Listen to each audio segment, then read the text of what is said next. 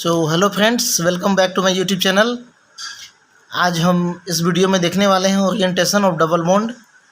तो अगर आप चैनल में नए हैं तो प्लीज़ चैनल को सब्सक्राइब कर लीजिए और वीडियो में लास्ट तक बने रहिए, जिससे आपको पूरा कॉन्सेप्ट समझ में आए, है ना। ये हैंडमेड नोट्स है और इससे आपको जो है सेमेस्टर एग्ज़ाम में आपको बहुत हेल्प मिलेगा। मैं पूरा समझाने का प्रयास करके देखता हूँ, है ना, आपको जितना समझ में आता है। बहुत ही इजी लैंग्वेज में लिखा हुआ है और इजी तरीके से समझाया गया है, तो आप समझने का प्रयास कीजिए। तो आगे बढ़ते हैं टॉपिक में, ठीक है। तो डबल बॉन्ड में ओरिएंटेशन का मतलब है क्या? क्योंकि हम एलिमिनेशन रिएक्शन पढ़ रहे हैं इस यूनिट में, तो यहाँ पे एलिमिनेशन रिएक्शन में जब भी मतलब कोई भी सबस्ट्रेट में एलिमिनेशन होता है तो डबल बॉन्ड का फॉर्मेशन होता है, ठीक है। अब वो डबल बॉन्ड जो है कार्बन कार्बन लंबा चेन हो सकता है ना। सबस्ट्रेट में क्या हो सकता है, कार्बन कार्बन का 2 या 3 या 4 या 5 6 इस तरह से कार्बन का चेन हो सकता है। तो कार्बन कार्बन डबल बॉन्ड मतलब किसके बीच में बनेगा, कौन से कार्बन के बीच में बनेगा, यह जो है कुछ स्पेसिफिक रूल से डिसाइड होता है।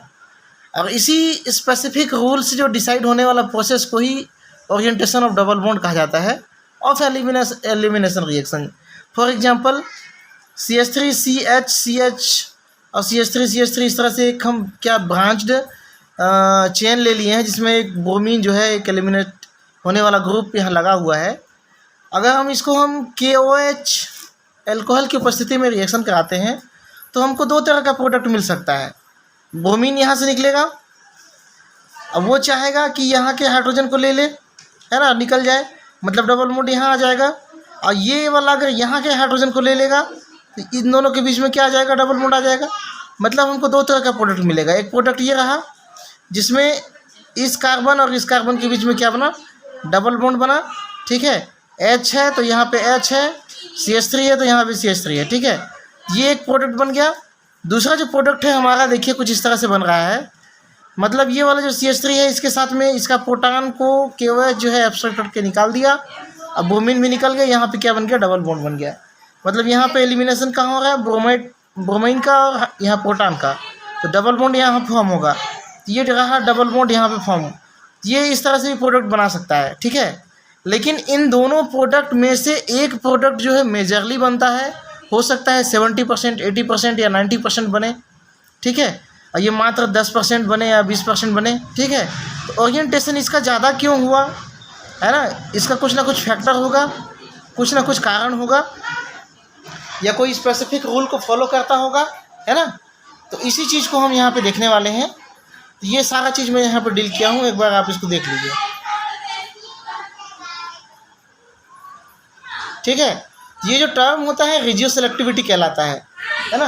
ये जो टर्म होता है वो क्या कहलाता है, रिजियो सेलेक्टिविटी कहलाता है, ठीक है। अब देख लेते हैं एलिमिनेशन रिएक्शन 1 में, यूनिमोलिक्यूलर एलिमिनेशन रिएक्शन में किस तरह से जो है रिजियो सेलेक्टिविटी होता है। तो उसके लिए हम एक फेमस रूल है हमारे पास, सेडजेफ रूल। अब मैं डायरेक्टली आपको इस रूल को बताता हूँ, है ना। ये जो रूल है सेडजेफ रूल, उसका कहना क्या है कि E1 मतलब यूनिमोलिक्यूलर एलिमिनेशन रिएक्शन जो होगा रिजियो सेलेक्टिव होता है, तथा एल्कीन में बनने वाला डबल बॉन्ड मोर सब्स्टिट्यूटेड कार्बन एटम की ओर बनता है। कहने का मतलब देखो, यहाँ पे कार्बन एटम में कितने, ये तो निकलने वाला है, ठीक है। इसके सामने वाला कार्बन ये क्या हो गया, अल्फा कार्बन, सॉरी ये अल्फा कार्बन, ये क्या हो गया, बीटा कार्बन, है ना। ये क्या हो गया, अल्फा कार्बन, ये क्या हो गया, बीटा हो गया, ये भी क्या हो जाएगा, बीटा हो जाएगा। तो बीटा कार्बन में हम सब्स्टिट्यूएंट देखेंगे, यहाँ पे 3 हाइड्रोजन है, यहाँ पे 1 हाइड्रोजन है और 2 CH3 ग्रुप है। मतलब इसमें ज़्यादा क्या है, प्रतिस्थापी ग्रुप है, ठीक है। मतलब यहाँ पे ज़्यादा प्रतिस्थापी ग्रुप है।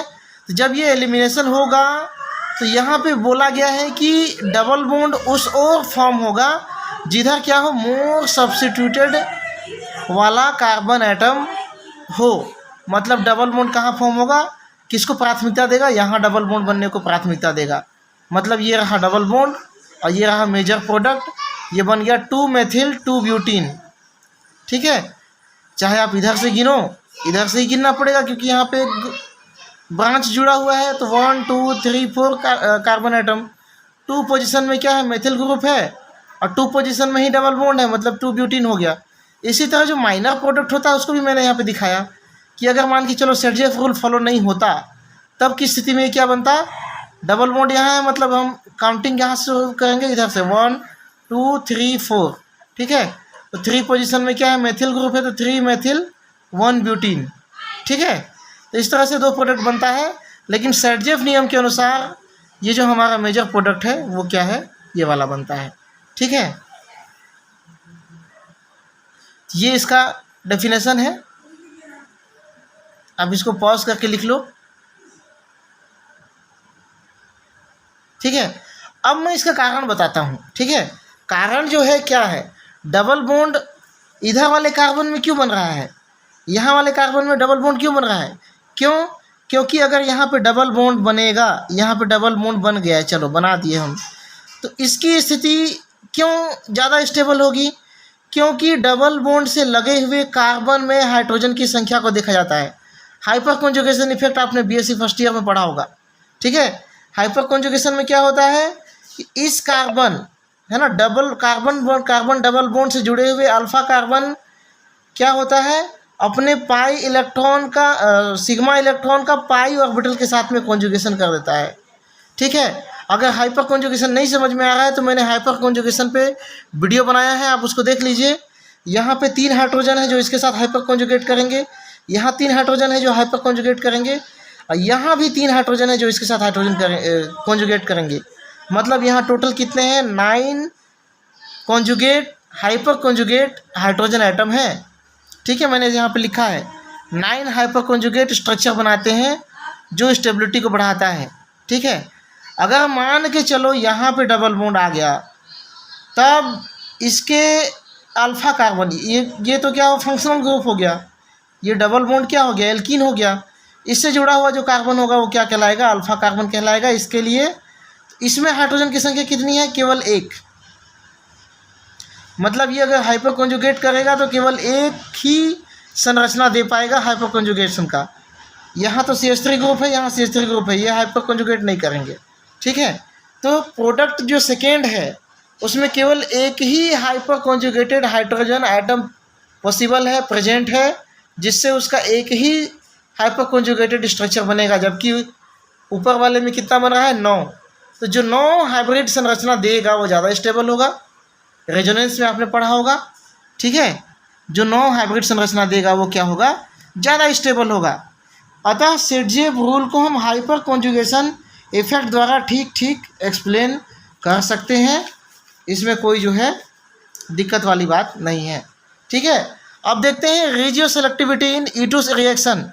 अब E2 रिएक्शन के लिए हमने पढ़ा था कि यहाँ पे क्या होता है, पुअर लिविंग ग्रुप होता है ना।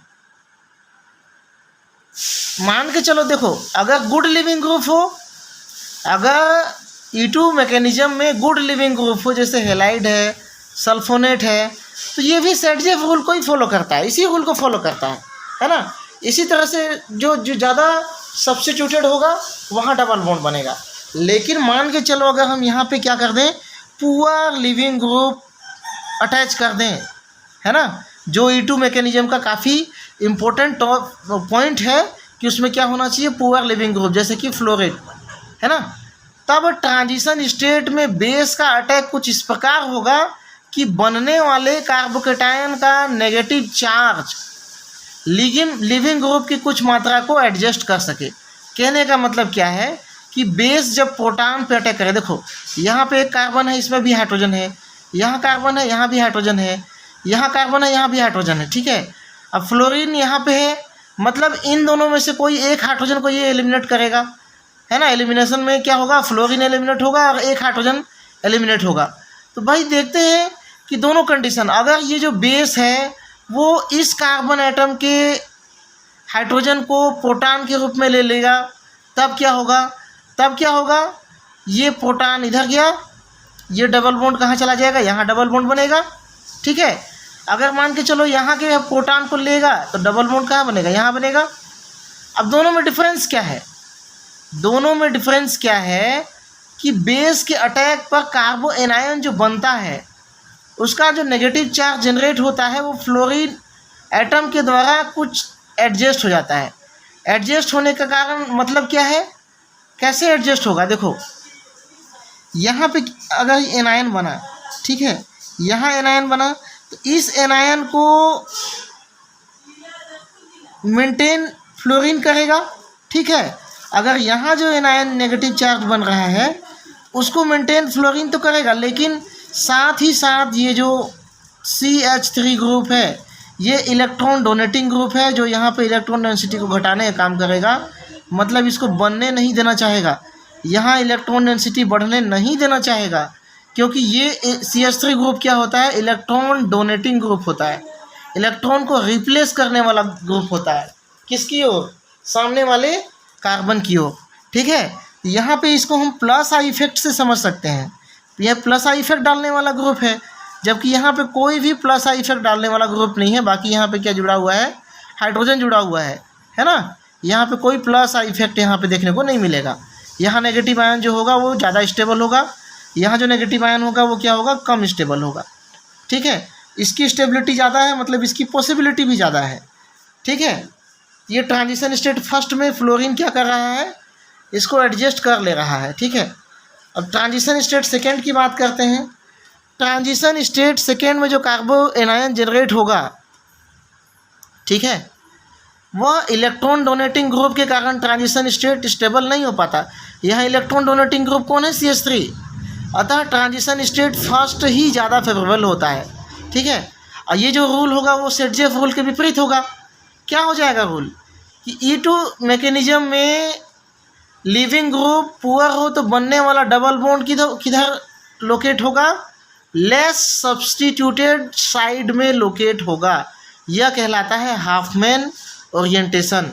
आप हाफमैन ओरिएंटेशन देख सकते हो यहाँ पे, ये क्या है, एक सब्स्टिट्यूएंट है, यहाँ पे कोई सब्स्टिट्यूएंट नहीं है, तो जो बनने वाला नेगेटिव चार्ज कहाँ होगा, यहाँ पे होगा, मतलब प्रोडक्ट हमको क्या मिलेगा, यहाँ पे डबल बॉन्ड मिलेगा, ठीक है ना।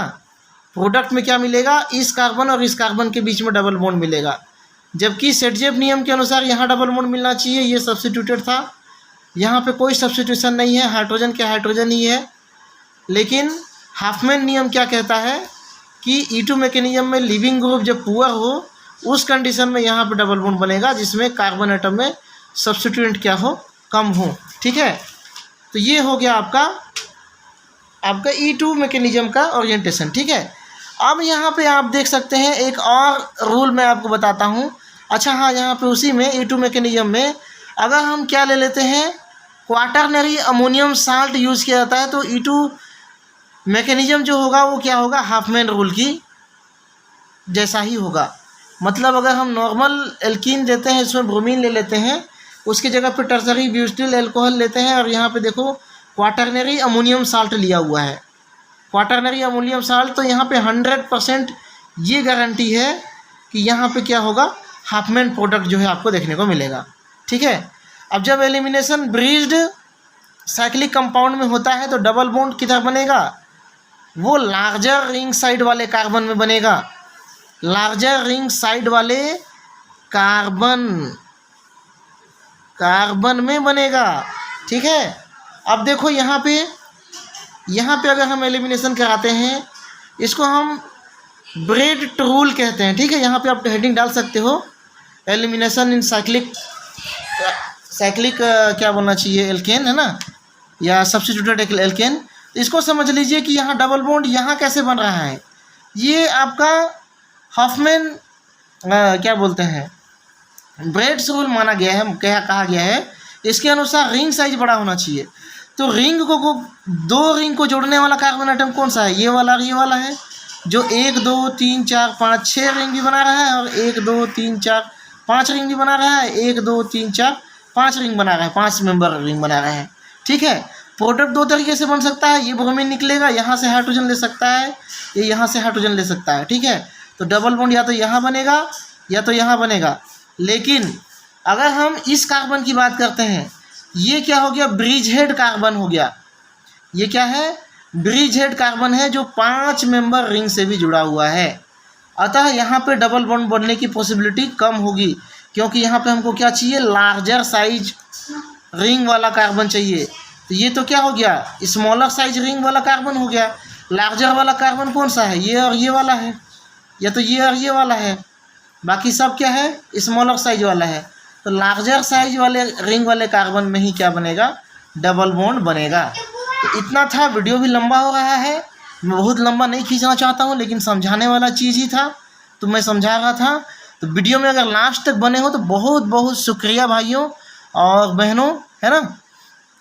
और चैनल में नए हो तो प्लीज़ सब्सक्राइब कर लीजिए। इस तरह से आपको हैंडमेड नोट्स के साथ में वीडियो आपको हिंदी में आपको मैं प्रोवाइड करता ही रहूँगा। और आप लोग मेरा हौसला बढ़ाते रहिए, चैनल को थोड़ा ग्रो करने में मदद कीजिए। आप सभी का बहुत आभार होगा, है ना। Thank you, best of luck.